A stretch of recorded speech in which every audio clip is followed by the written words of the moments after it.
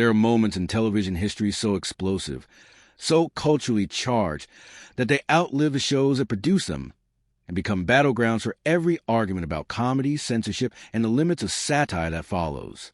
The Fawlty Towers episode known as The Germans is one of those moments. A single scene, 35 minutes of television broadcast on BBC Two on the evening of October 24th, 1975, would go on to make Fawlty Towers simultaneously the most beloved and most controversial sitcom in British broadcasting history. A scene that made audiences howl with laughter also prompted letters of complaint, emergency debates inside the BBC, and nearly 5 decades later, an outright removal from a major streaming platform. The phrase, "don't mention the war," has become permanently embedded in British cultural consciousness.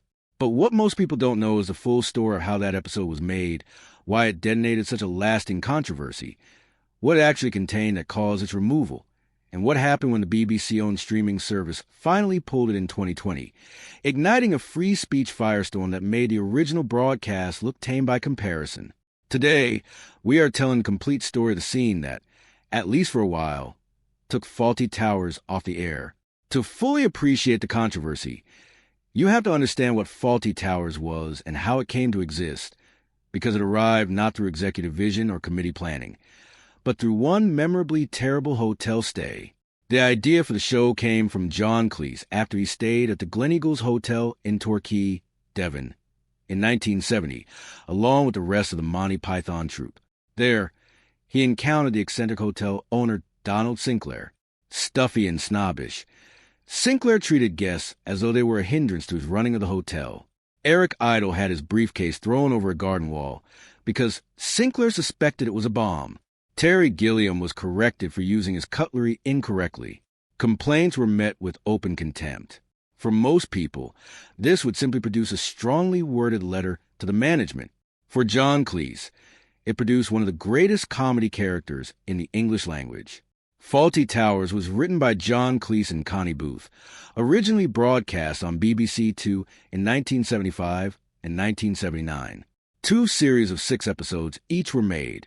The show was ranked first on the British Film Institute's list of the 100 greatest British television programs in 2000. In 2019, it was named the greatest ever British TV sitcom by a panel of comedy experts compiled by the Radio Times, finishing ahead of FawltThe, I'm Alan Partridge, and Blackadder. And yet all of that extraordinary legacy, the awards, the rankings, the cultural immortality, came from just 12 episodes. 12. Each one written with excruciating care by Cleese and Booth. Cleese noted that he and Connie Booth spent 6 weeks writing each episode. That painstaking craft is exactly why the show's comedy hit so hard, and why, when it crossed the line, the reaction was equally fierce. The Germans is the 6th and final episode of the first series of Fawlty Towers, written by John Cleese and Connie Booth, directed by John Howard Davies, and first broadcast on BBC Two on October 24th, 1975. The setup is a masterclass in comic engineering. Sybil Fawlty is in hospital for an ingrowing toenail, a suitably absurd reason for her to be absent, leaving Basil in sole charge of the hotel. His tasks include running a fire drill and hanging a moose head above the reception desk. Neither goes well. During the fire drill, a real fire breaks out in the kitchen. In the resulting chaos, Basil is struck by the falling moose head and suffers a concussion. He discharges himself from hospital and returns to the hotel just as a group of German tourists arrive as guests. And here is where the episode detonates. Basil, concussed, delirious, and utterly aware of how badly things can go wrong, instructs the staff in what has become one of the most quoted commands in British comedy history. Don't mention the war. He delivers a line with the absolute certainty of a man who believes he alone can hold the situation together, which, of course, guarantees that he cannot. Within minutes, Basil is doing exactly what he told everyone else not to do, mentioning the war repeatedly, compulsively, unable to stop himself. The references come faster and more absurd with each passing second. And then comes the moment. John Cleese's Basil Fawlty, arms raised, performing a goose-step march to the hotel dining room in a grotesque imitation of Adolf Hitler, while horrified German guests watch in disbelief. It is outrageous, absurd, and in the context of the show's comic logic, entirely consistent with who Basil is. A man who tries so hard to maintain control that his grip on reality slips entirely. The joke is not about Germany or the war. The joke is about Basil, the walking embodiment of British pomposity and social anxiety, destroying himself in real time. But embedded within the same episode was something that would prove far more explosive in the 21st century than Basil's goose step ever did. This is a part of the German story that tend to get lost when the headlines focus on the goose step and the Hitler impression, because the scene that actually caused the episode to be removed from streaming in 2020 was not Basil's war obsession at all. The episode also attracted controversy for its themes of anti-German sentiment and its use of racial slurs, and was removed from the UK TV streaming platform in 2020, though later reinstated. The racial slurs in question were spoken by Major Gowan, played by Ballard Berkeley, the hotel's elderly, permanently bewildered resident who exists as a relic of a vanished Britain. In the episode, the Major delivers a casual anecdote involving deeply offensive language about West Indian cricketers, using racial slurs that would not have been broadcast unedited in any era of television sensitivity. According to reporting from Deadline, UK TV removed the Germans from its gold box set of downloadable programs, citing the fact that it contained racial slurs. UK TV was not specific about the slur, but it is believed it had been uttered by the Major when referring to Caribbean sportsmen. Cleese had always argued correctly that the Major was being satirized, not celebrated. The Major was an old fossil leftover from decades before. We were not supporting his views. We were making fun of them, Cleese said. If they can't see that, if people are too stupid to see that, what can one say? That is a legitimate artistic argument. It is also worth noting that as cultural standards shifted over the decades, the Major's specific dialogue had already quietly been edited out by some broadcasters long before 2020. And when Cleese adapted Fawlty Towers for a West End stage production, he removed those scenes himself. Those scenes where the Major used a couple words you can't use now, racial slurs they would come under, we took them out, Cleese confirmed. So even Cleese, for all his robust defense of satire and contempt for what he considered excessive sensitivity, had effectively acknowledged that the Major's specific words were no longer appropriate for live performance. The argument was never really about whether the language should be used. The argument was about who had the right to make that decision, and whether removing the episode entirely was a proportionate response.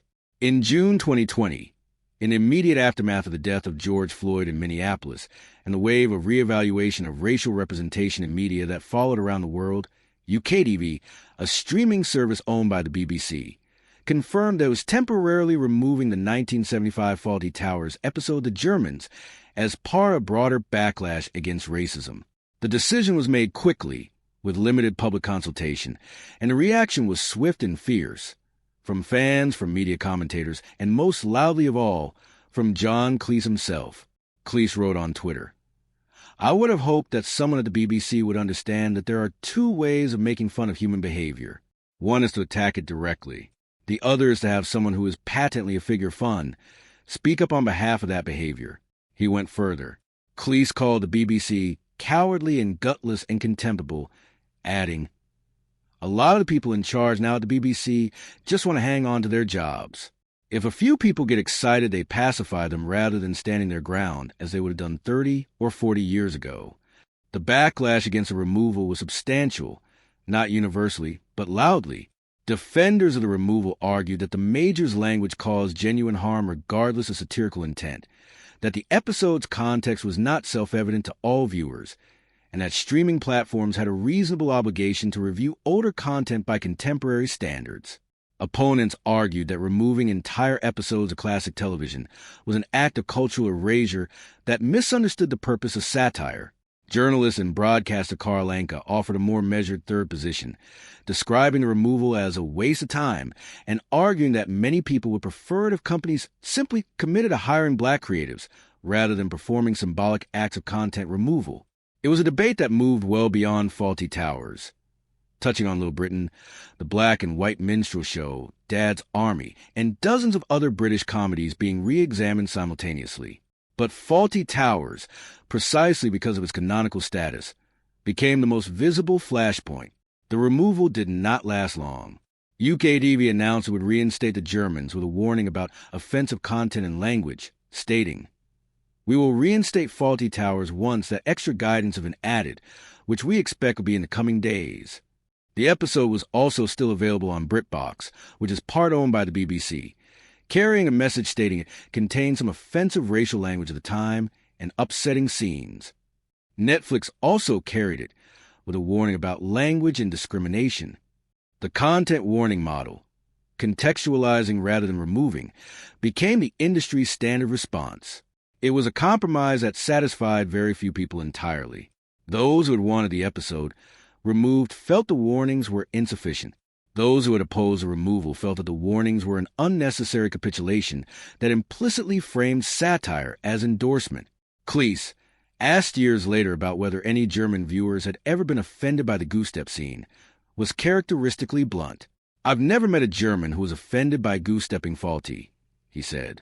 He added that when he went to Cologne to make a German-language version of the series, the first thing they showed me was the Fawlty Towers German episode. It turned out, was far better understood in Germany than the controversy in Britain suggested.